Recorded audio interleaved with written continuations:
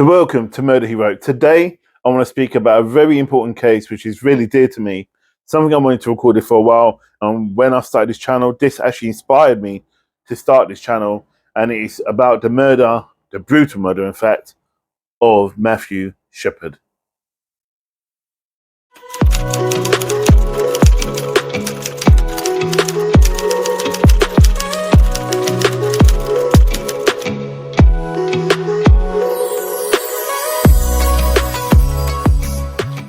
So, welcome back to Murder He Wrote, and I've been looking forward to recording this for some time now. And one of the big things about this case, tragically about this case and what happened to Matthew, as you shall find out, if you don't know about Matthew and you're part of the LGBTQ plus community and you never heard of Matthew, I know he's from America, I'm very surprised. But I shall try my best to capture who Matthew was and still is, and what his impact of his death has left on the planet, and also especially in America, and that it's changed a few things for the LGBTQ plus community. So above all, I would like to dedicate this to his family and to him, and I'm hoping, as I said, to do it some justice, because this is really important to me. So let's move on. Matthew was born in Wyoming, USA, in Casper. Should add that in the 1st of December, 1976. So I'm 2 years older than him. So just moving on. He had his mother and father was Judy and Dennis Shephard, and he had a little brother called Logan, who was born, I think, a couple of years after Matthew was born. So again, his relationship with his family was really good. And when you talk to family, and when I've seen reports about him and his love of his family, you can see that, especially in tragedies like this, you can see his mum and dad are still together. Sometimes it breaks the family, and this has only strengthened the family. Now, there's reports about Logan, his brother.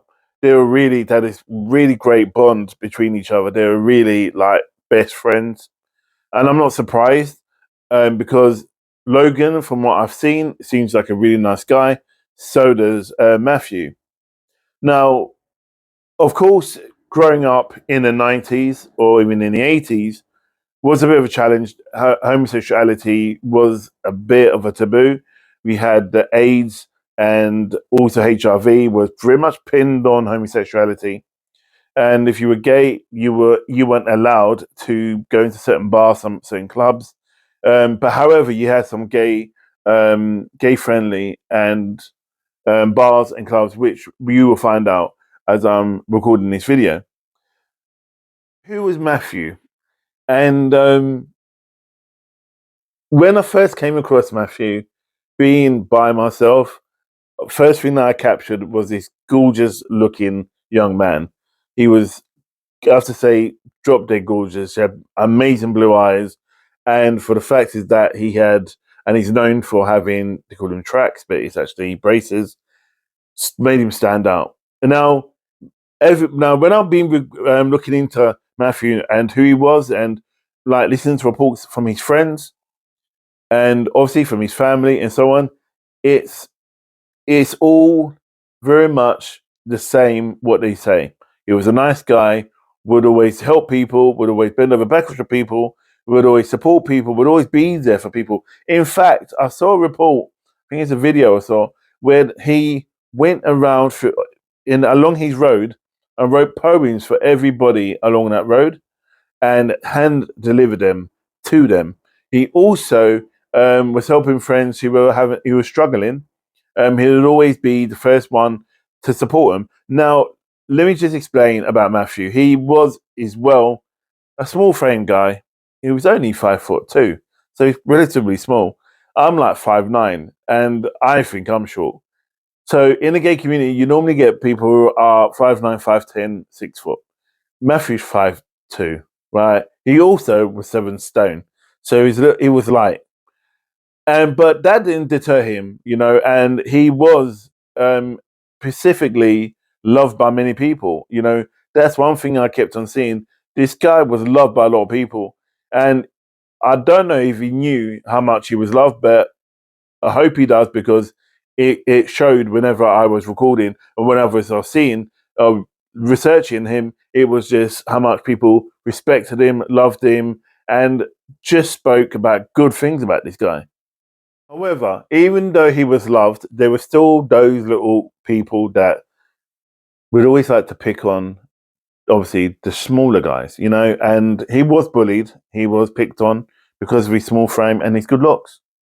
However, when he was 17, his dad got a promotion because his dad worked for an oil engineering company, and he got a promotion in Saudi Arabia. So for the family, that was a big thing. So what they do, they up sticks and then move to Saudi Arabia. However, where they moved to was in a small community. So where you work within the actual complex, there was housing for these people who worked there. And unfortunately, because he was 17, his brother must have been about 14, 15. The local schools were obviously for Arabs and weren't English speaking, so they didn't really fit in. However, their parents decided to send them to Switzerland, to a boarding school in Switzerland, where they excelled. This is where things really shifted for Matthew and where he came into his own, and he really started to come out of his shell. So when he attended the school in Switzerland, this is where he excelled, as I mentioned, and he attended musical theatre. This is what he thought he wanted to do. So he threw himself into it, like he always does. He threw himself into it, and he grew. He just exploded, just really shone. However, one thing he did decided to do, he decided to be a peer support counselor. So basically, he was helping other people or other students who were struggling on the course, guiding them, especially people younger than him, guiding them through the trials and tribulations of school. We all need it. I did it when I was growing up as well, and then this is what I do now. So he decided to do that, and he done that on his own merit. He weren't paid for it. He volunteered to do that. That goes to show what type of person Matthew was like. Always giving, always supporting, always loving. So now this is the point where Matthew really, really knew he was gay. However, he kept it to himself and never really shared it with anyone. I think his friends knew, but never told his parents, so he kept it quiet. However, when he hit 19, he had an opportunity to go to Marrakesh. And this is where he was going to go with his mates, have a good time, party, and again, be away from his family and just be, I mean, he was 19, he was still a young man. So he wanted to really experience that life, and he was, remember I said, he just come out so he could be who he wanted to be while he was out there. And he had such a good time. And it's reports that, yeah, he had fun. He mixed with the locals. He mixed with his friends. They had drinks, as you do at that age. But however, things made a turn for the worse while he was at Marrakesh.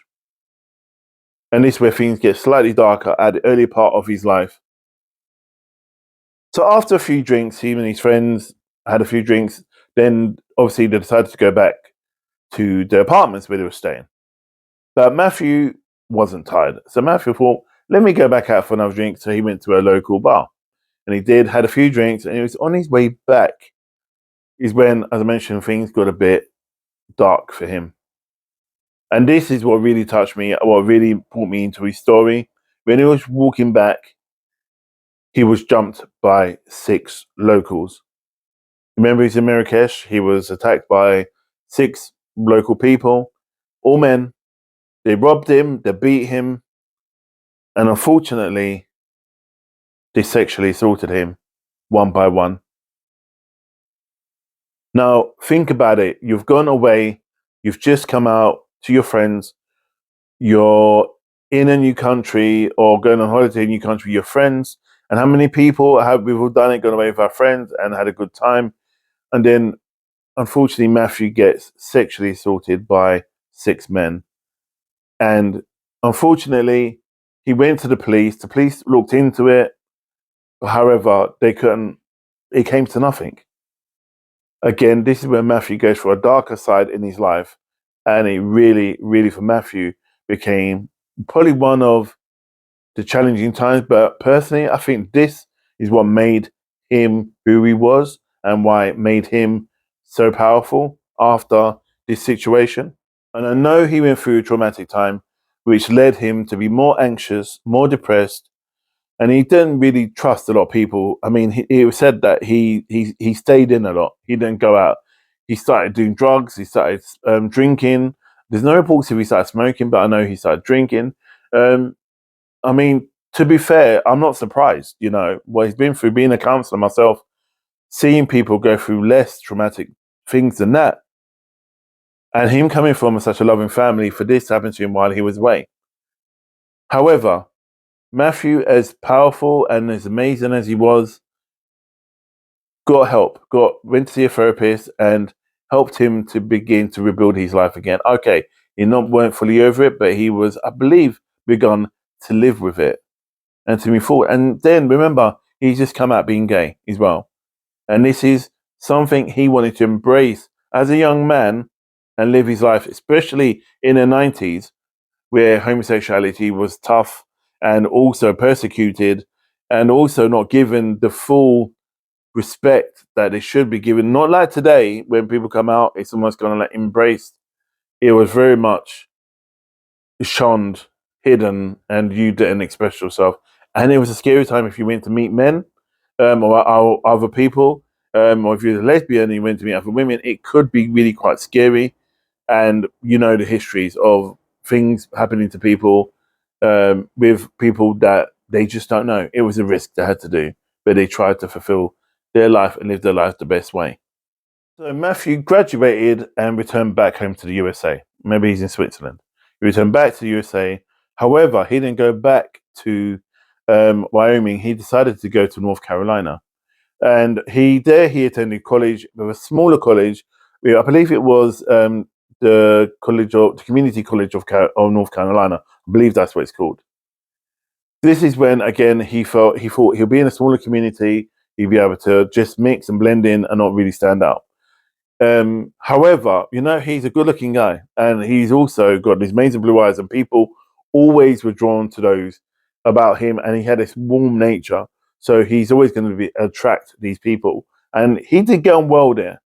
However, which was surprising for me, he decided to leave North Carolina and return back to Casper and attend Casper Community College. And I don't know why he did that. There's no reports why he did that. No one's really said why. But clearly, maybe he weren't happy there. Maybe it was too small for him. Maybe he wanted a bigger place. So he went back home and went back to a place he knew. Returned back to Casper, you know, in Wyoming. And then this is where I thought this was so beautiful when I read this part and I researched this part about him. So he decided to come out to his parents, right? Challenging for anybody. So the story is that he decided to drive his car and parked up outside and left the engine running, right? Which I thought was classic.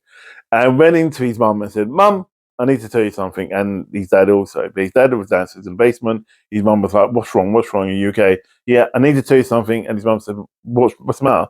I said, "Mum, I'm gay." Just threw it out to her just like that. And his mum just looked at him and smiled and goes, "We always knew." And obviously he was stunned because obviously they never really said anything to him. However, his dad needed a bit more time to adjust to the situation because his dad was from that era, and also probably his surroundings when his dad was growing up, that it wasn't necessarily accepting it straight off hand. But his dad, Dennis, loved his son and quickly accepted it, same as his mum. And again, they all bonded as a family. And Matthew, as amazing as he is, decided to educate his mum and dad about homosexuality and what it was really about, not what the media was saying. So this is when they started listening to him. He started communicating with him, and also they learned about his life and about what being gay and being yourself is really about. And they supported him 110%. I haven't found anything where his mum or dad, because his mum does a lot more like chat shows and stuff like that than the dad. The dad mainly does political speeches. I think that's the type of person he is, which is all good. But even when the mum's there, I think the mum talks more, especially if the one like daytime TV. From what I've seen, the dad spoke a lot more. I mean, I'll speak a lot more about his parents later on. But it was key that you understood that they supported him when he came out. Now, this is when he shifted. Things changed for him. He met someone called Ramona Pearson. Yeah, Ramona Pearson. She was openly gay. She did not give a damn about what people thought about her sexuality. She just excelled and she was just herself. And this what really inspired Matthew, and I think this is what he needed. They immediately became inseparable. They're really good friends. In fact, they actually moved in together and moved to Denver. Now, moving to Denver, remember in Wyoming, in Casper, it's a smaller community. So when I believe he's in North Carolina, maybe a bit bigger, but he decided to move to Denver, where it's a bigger community. So they moved to Denver and they lived together. They got part-time jobs, and he was also studying. And this is where them two really bonded. She showed him how to be accepting of himself, and she was a really good positive influence on him from what I've seen so far. And there's never been anything negative about her. She clearly helped him to get over the tragic things he's faced, when he was gang raped, really. And she would have known that, and so she still helped him to embrace who he was, to live and move on and be the individual that he was. So remember I was talking about his career. He didn't know what he wanted to do. He was in theatre, musical theatre, and he began to do that. And then he moved around doing, being a student, peer support person, supporting people, other students. Well, this is when his life really shifted. He knew exactly what he wanted to do. He wanted to help people. So in August 1998, he moved again. He moved back to Wyoming and attended Wyoming University. And he really loved, reports have said he loved seeing the faces when he helped people. When he worked in a shop and he went above and beyond. I can believe him doing that, above and beyond to support someone to get what they wanted. And the smile he gave, they had on their faces because he helped them. He decided to stay in service, right? He still had his challenges, but he knew that he wanted to help people. And this is when he joined an LGBTQ student alliance. In October 1998, he met them and he started planning campaigns. Now, not bad campaigns, don't get me, there weren't some vigilantes going out causing trouble. They were trying to make LGBT, it was called then, they're now called Q, awareness, more aware within the community. Now, there was a bar or a lounge bar called the Fireside Lounge, where, remember, in the 90s, as I kept on saying, it wasn't necessarily very supportive about the community. But however, the Fireside Lounge was. It was somewhere where they can go. They didn't really care, really. As long as you pay for your drinking, you weren't rowdy, they were kind of fine with it. And he felt safe. He and his mates could go there. He was having meetings there with the Alliance. They were planning things for the future. And things really, really, really improved him. He was so happy. And he would just go there, even without his friends, he'd just go there for a drink. He would meet up with his friends there. But this was a place where he felt, he must have felt, I've arrived, I'm out. My family knows, my friends know, I am gay and I'm proud, and I can go to a bar. And in that time of year, in that time in life, in the 90s, that was a big thing, right? And so he excelled. However, things took a darker turn for poor Matthew. One day when all were having something to drink, he was having a good time with his friends, and his friends decided to leave because he wasn't really quite ready. Matthew wasn't, I think, one to just up and go. He wanted to stay, so he decided to stay for one more drink. So his friends went, and he stayed for one more drink. So he decided to get up, do what he's doing, go and sit at the bar, and order another drink. This is when he met the two people that was to change his life forever, and also change the life of millions of people in America and around the world, especially within the community. So this is where someone was riding their bike, and apparently they fell off the bike on somewhere called Shaman Hill. They saw from a distance, not too far away, something that looked like a scarecrow, but the scarecrow didn't look quite right. And this is always what really got me. So this man decided to approach the scarecrow, thought it was a bit weird. Let me just add that there's reports that there was a deer, a female deer nestling not far from where Matthew was found. But I'll explain that after, because that seems kind of significant, especially what I'm about to talk about in a minute. So the guy was called Alan Crayfield. He decided to approach the scarecrow. Turns out it wasn't a scarecrow, it was actually Matthew. Matthew was bound with his wrists behind him by some string tied to a post or to a fence, and was left for 18 hours in the freezing cold. Now, if I remember correctly, we're talking about minus 10 at that time. I remember what Alan said, which really, really hit me, was that his face, this guy's face, well, Matthew's face, was all bloody, dry blood, but where his eyes, just below his tears, there was no blood dried there. It was just clear where he's been. Obviously, he was crying and he was frozen or cold. But as I move on, let me explain a bit more about this situation. So, Alan, who obviously found him, noticed a deer was. This is why we mentioned a deer earlier. A deer was nesting in a bush. Obviously having children. So when Alan appeared, the deer ran away. So this is why he thought it was a bit weird that this deer would just run away. That's why he approached. So Matthew wasn't on his own while he was there. Obviously, the deer was with him still. I just wanted to make that clear. It's not really relevant to the case, but I felt it would be. I thought that was really a nice touching thing about nature and the type of person Matthew was, that he wasn't on his own.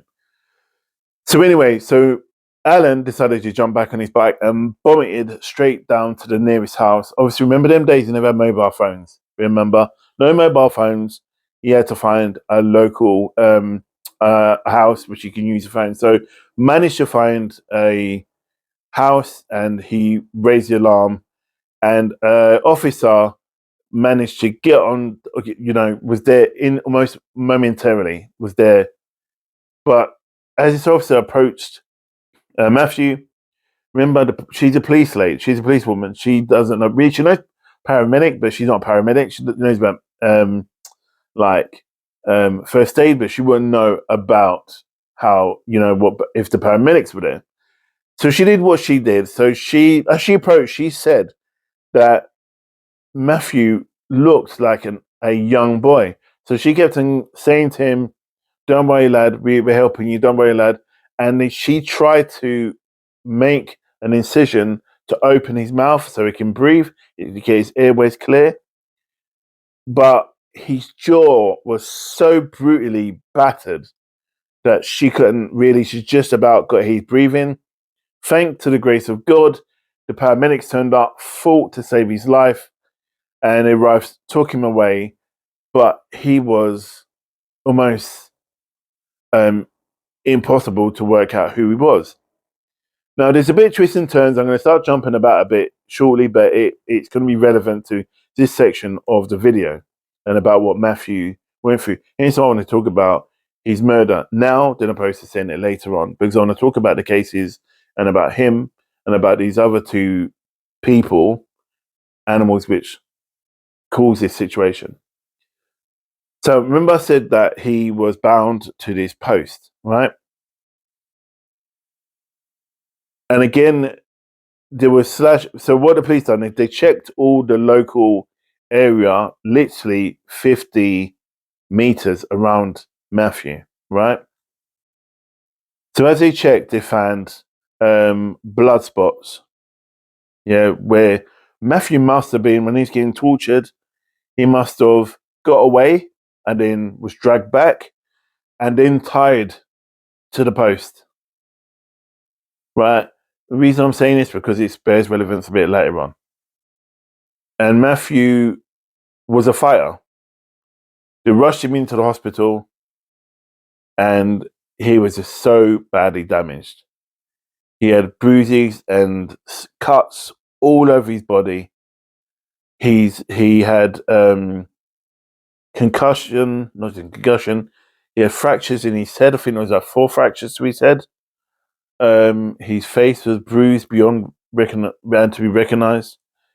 The only way it said, and I put this in now because I'm not gonna put it in later on. But when his mum saw him, his mum said the only way I can recognize it was my boy was by his beautiful blue eyes. One eye was still open, and remember I told you about he had tracks or braces. She recognized him because of that. And I think he also had a toe. But that goes to show how bad he apparently she said he was so bruised that he was unrecognizable. I mean, what does that do to a mother and a father? Being a father myself, I couldn't even imagine seeing my children that way. This is when my heart goes out to Judy and to Dennis and to Logan as well. So let's get back to the situation where the paramedics arrived. Now, this bit I found quite interesting, and it kind of upset me that the paramedics done what they could do. They rushed him to hospital, obviously, as fast as they could, got him to a local hospital. They took one look at him and said, we don't have the capability to help this young man. We just don't have the resources. We don't have the equipment. You're going to have to take him somewhere else. So the only place they could take him to that could help Matthew was 65 miles away. 65 miles away. Again, they rushed him there. He was still alive, remember. He still had a pulse. Still had a pulse, but he was badly damaged and badly bruised and badly beaten. And I'm just getting chills now. But they rushed him to hospital and they fought to save his life. And as they got him in, they put him on life support. But they just couldn't work on him. Matthew was so badly beaten and damaged. They hit him so hard on the back of his neck. I can't remember what it's called. Back of his neck. That if they put him to sleep, they're not sure if he'll wake up again. So they had to leave him on life support. And when they were looking at him, they said the fractures on his body and his head was horrific. And all the nurses and doctors were just like, oh my gosh, if he survived, he would have been basically a vegetable.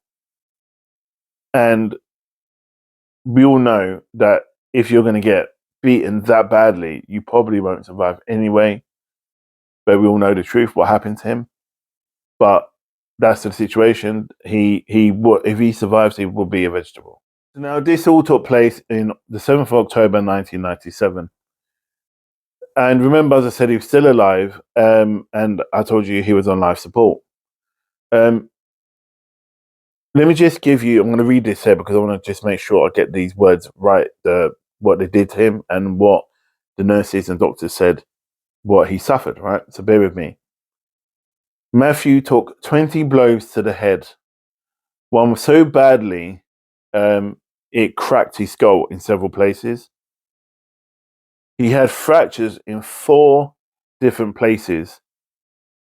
And as I mentioned, if he would have survived, if he was on life support, if he tried operating him, he wouldn't have survived, and he would have been a vegetable. He also suffered hypothermia. Remember, he was left outside for 18 hours. He was left out by these animals for 18 hours. So he got hypothermia and he was cold and he was tired. Now think about it. Think about it, right? This is Wyoming and it's cold. And Matthew was outside for 18 hours tied up. And I'll explain also when I talk about what these people did to him. But remember, he had all these bruises, cuts, and all the rest of it all over him. And he was still alive 18 hours. Now, that's saying something how strong this young man was.